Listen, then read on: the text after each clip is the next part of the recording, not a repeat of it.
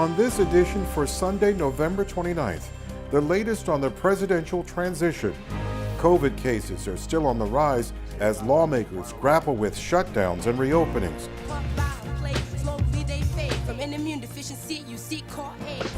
And celebrating the 30th anniversary of a cultural movement that raised awareness for HIV/AIDS.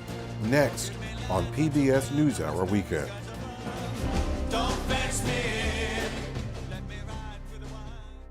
PBS NewsHour Weekend is made possible by Sue and Edgar Wachenheim III, the Anderson Family Fund, Bernard and Denise Schwartz, the Cheryl and Philip Milstein family, Barbara Hope Zuckerberg, the Leonard and Norma Chlorfine Foundation, Charles Rosenblum.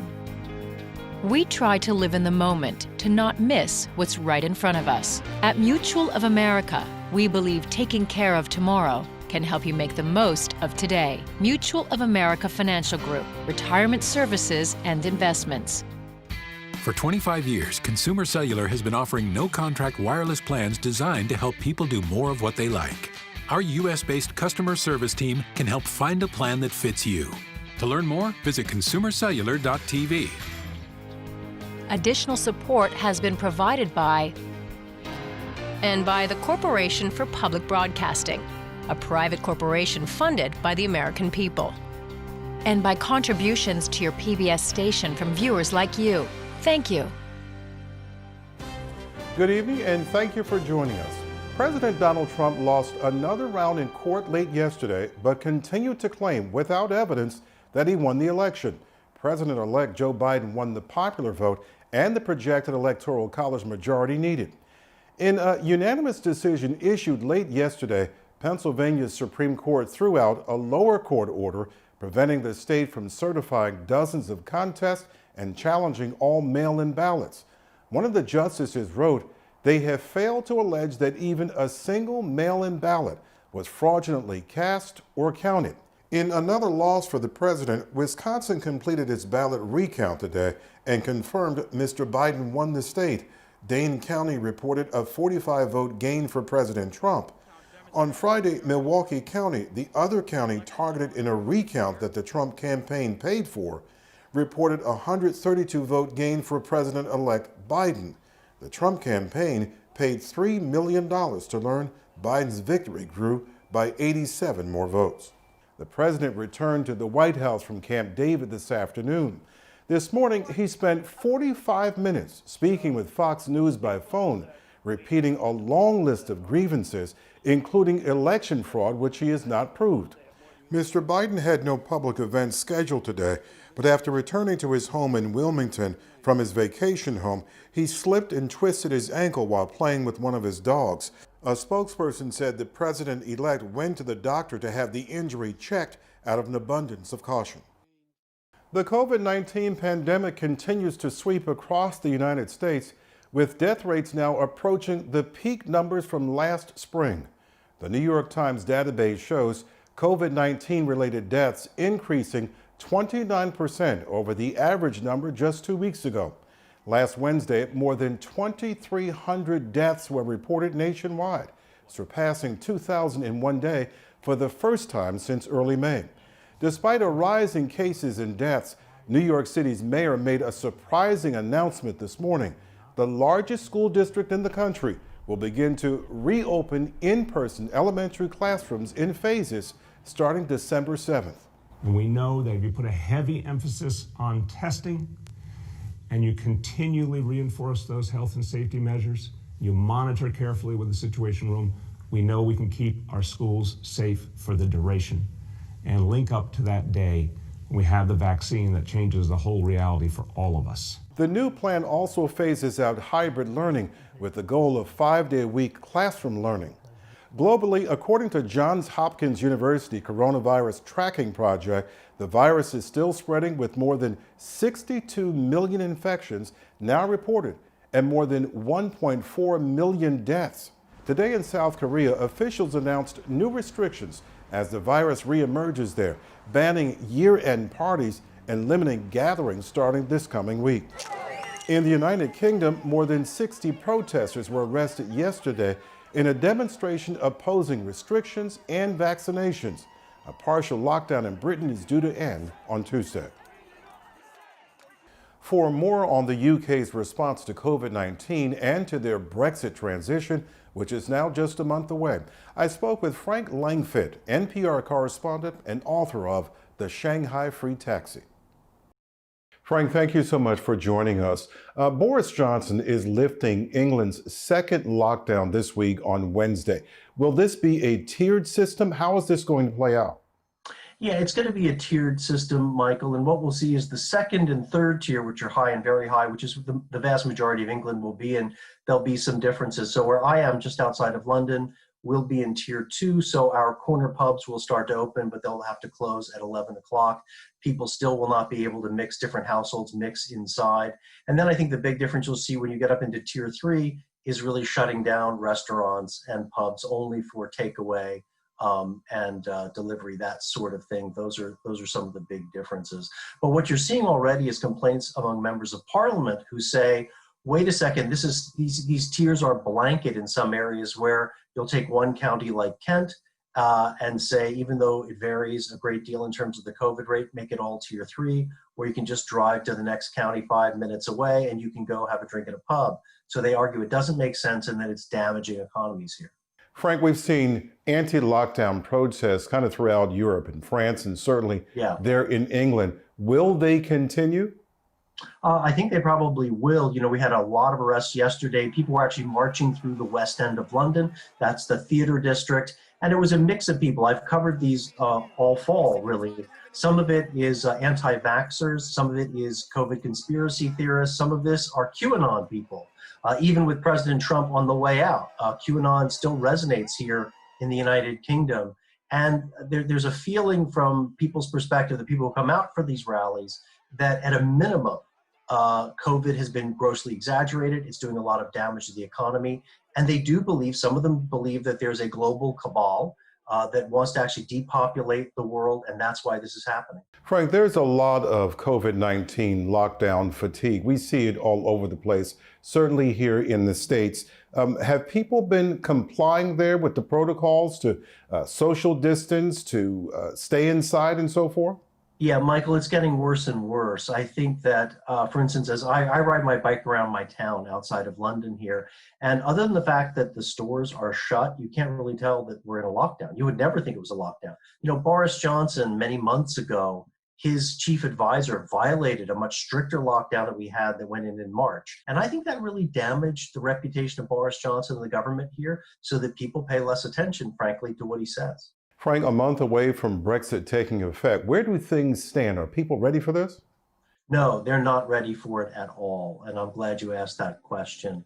I mean, what's up in the air is, will the United Kingdom leave with some kind of thin deal with the European Union, or will they walk away with nothing? But I think the fact that it has taken so long, Michael, it's again coming down to a last minute decisions, is pretty shocking, given that this is the biggest thing. This is going to change the course of modern British history. And yet it feels like they still haven't entirely taken it seriously or put kind of the great diligence into it that they should have. What are the risks of a no Brexit deal? Is that even possible after all this time? If you'd asked me 6 months ago, I'd say, gee, they would have figured something out. I think what will happen is, if there's a no deal Brexit, you will see customs and tariffs and border posts going up between the United Kingdom and the European Union. You could see giant, what they call tailbacks here, we call them backups in America, of thousands of trucks at the border post at Dover to get on the ferry, to get through the channel. And it would do even more damage to the economy than we're already going through. And things are pretty bad here economically. I mean, most of the stores are shut down. And, you know, on December 2nd, we'll begin to loosen up. Things will get a little bit better. But economy's in pretty bad shape right now. Frank, to switch gears, we just came through a big election here in the States, as you know. Has the Prime Minister there, Boris Johnson, shown how he will work with President-elect Biden? Oh, absolutely. I think what he's going to try to do is not focus on Brexit at all. He knows Joe Biden didn't like Brexit, was against it, and he's going to focus on things where he's actually relatively closely aligned with Vice President-elect Biden. things like climate change, those kinds of issues where he's actually much closer to Biden than he would have been to Trump. Trump, of course, favored Brexit, and so he was somewhat valuable to Boris Johnson. But beyond that, Johnson has much more in common with Biden than he would have had with Trump when it comes to policy. And Frank Langford there with NPR talking to us from England. Thank you, Frank. Happy to do it, Michael. In East Africa, 6 explosions overnight rocked the Eritrean capital of Asmara, according to the U.S. Embassy.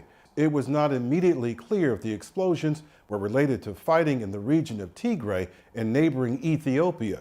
Yesterday, Ethiopia's Prime Minister Abiy Ahmed declared victory against the Tigray People's Liberation Front.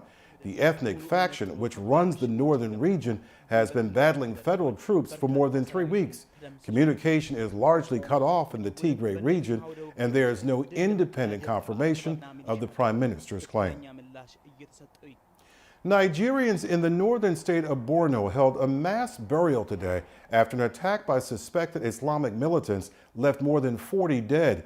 The attack took place yesterday, a day when residents were casting their votes for local government councils for the first time in 13 years. The attackers beheaded about 30 men, including many fishermen and rice farmers.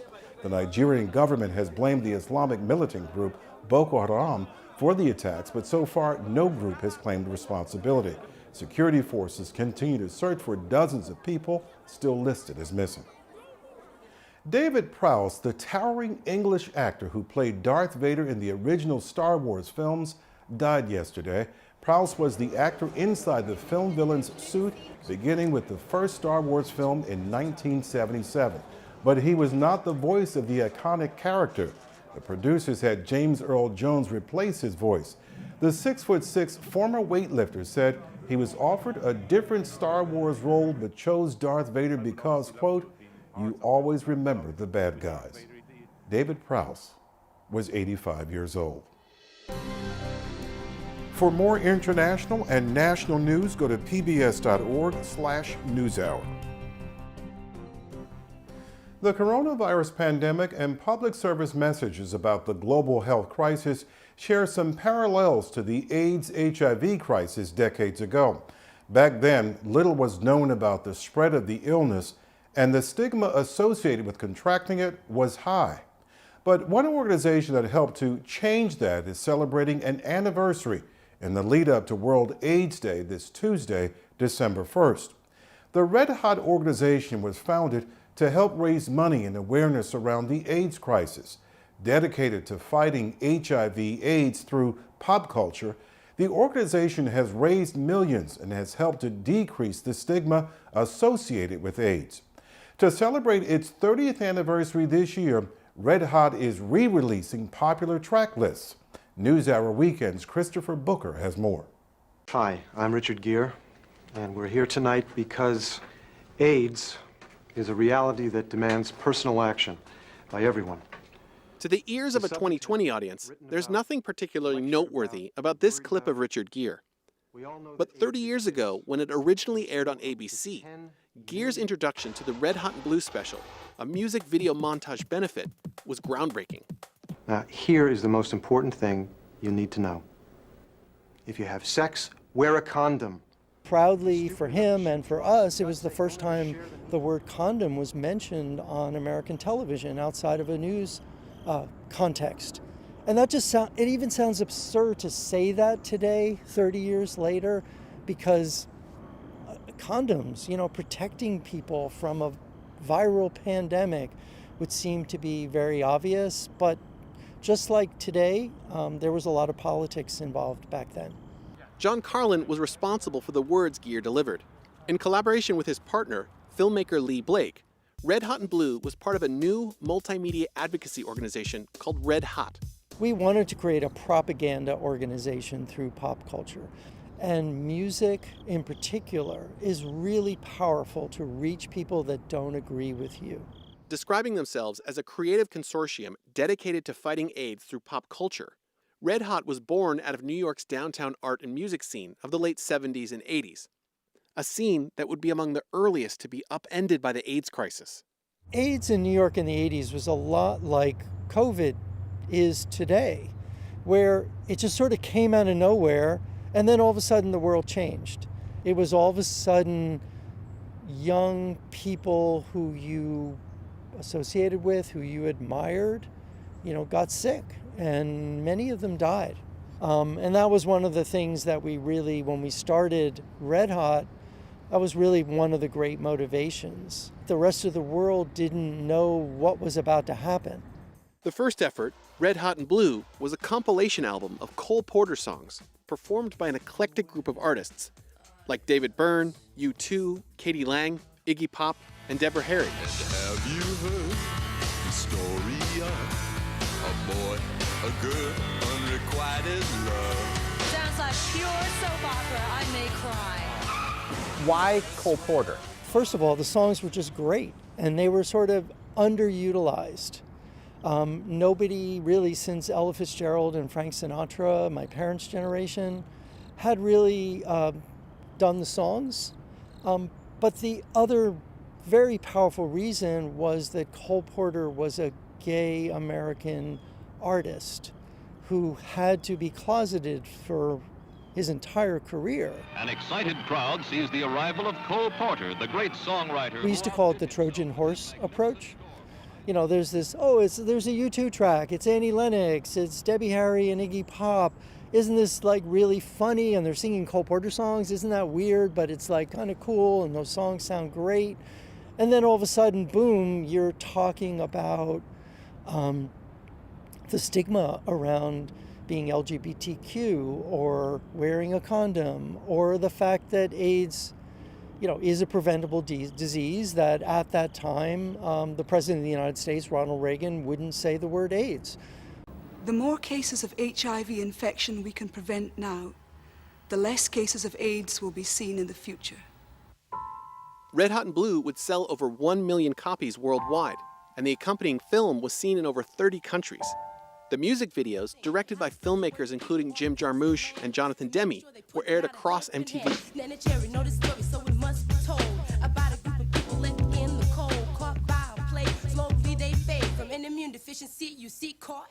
After 30 years and 20 compilation albums featuring more than 500 artists from around the world, Red Hot has generated millions of dollars in the fight against HIV and AIDS. Where do you think the Red Hot organization fits in the way America changed the way it thought about sexuality?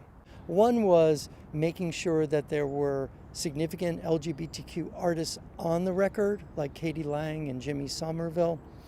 But in an odd way, the most important thing, I think, when I look back on it, is how many artists on the project were straight. Nobody thought that Bono or David Byrne were gay because they were doing an AIDS benefit. It was sort of like, okay, it's safe. It's safe to not only embrace our LGBTQ neighbors, family, but also to say this is not a disease that is really about this. It's also interesting thinking again in contemporary terms, the power of acknowledgement from someone or a group that is outside of the group. For instance, how white America has really struggled to say Black Lives Matter. It's a similar dynamic, if you will. David Byrne said yes because his sister-in-law, Tina Chow, was HIV positive. And it's a very important lesson that empathy is often born through proximity, knowing someone, being moved by someone's story. And that to me is the power of art and culture, ultimately. Oh, give me land, lots of land, and the starry skies above. Don't fence me in. In recognition of their 30th anniversary, Red Hot will be re-releasing a number of their compilation albums, including Red Hot and Blue, on December 1st, World AIDS Day. Listen to the murmur of the cottonwood trees. Send me off forever, but I ask you please. Don't fence me in.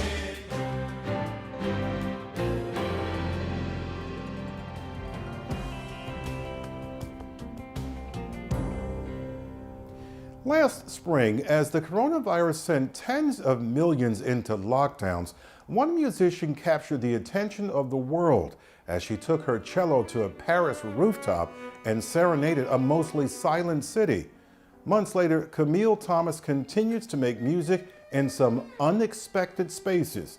French museums the pandemic has closed to visitors. On Thursday, 32-year-old Camille Thomas turned the Museum of Decorative Arts in Paris into a pandemic-era concert hall. The audience for her cello performance of Maurice Ravel's Kaddish was a production crew and the magnificent artworks watching silently along the walls. To play this in empty museum is also very symbolic because I wanted to symbolize with these images the loneliness of musicians without the public, of museums without visitors, and the fact that we are just waiting for the public. We are not dead, we're just patient, trying to be creative and still bring and create beauty. Last March, Thomas became a symbol of perseverance and hope when she took her cello to the rooftop of her home in Paris and then posted her performance online as France began its first lockdown during the coronavirus pandemic. I posted this video in March on my social medias, and the response from all the world was incredible. I received messages from really everywhere, people telling me that seeing these images and hearing this music, seeing Paris, that just made them feel good and that it gave them hope. In the months that followed, Thomas, a successful recording artist who performs with orchestras worldwide, began to play online concerts alone in the halls of museums and theaters in and around Paris, all now closed to the public. Places where the music, combined with the beauty of the art and architecture, can work together to bring hope for the future.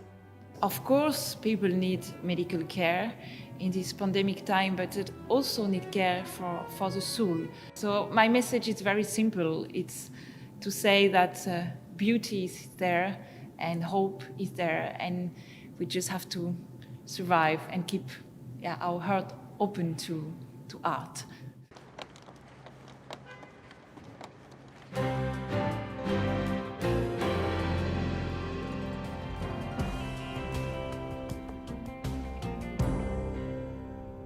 That's all for this edition of PBS NewsHour Weekend. For the latest news updates, visit pbs.org/newshour.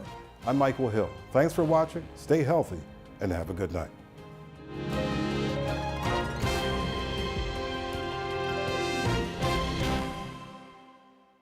PBS NewsHour Weekend is made possible by Sue and Edgar Wachenheim III, the Anderson Family Fund, Bernard and Denise Schwartz, the Cheryl and Philip Milstein family, Barbara Hope Zuckerberg, the Leonard and Norma Chlorfine Foundation, Charles Rosenblum.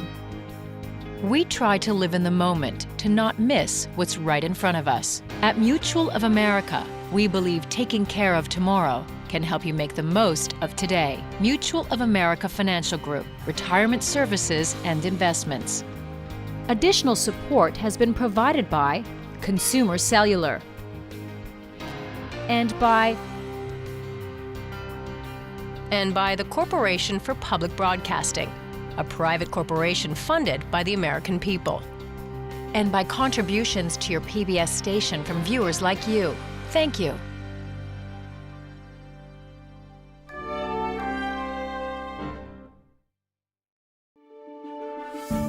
You're watching PBS.